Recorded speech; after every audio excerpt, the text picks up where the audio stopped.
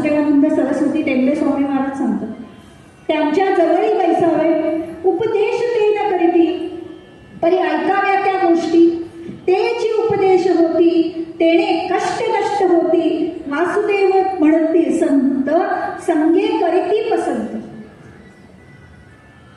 संघाने फक्त त्याच्या जवळ जाऊन बसायचे.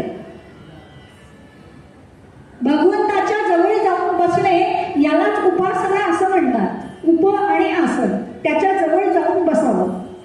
त्याला आवडतं ते करावं. त्याला काय आवडतं?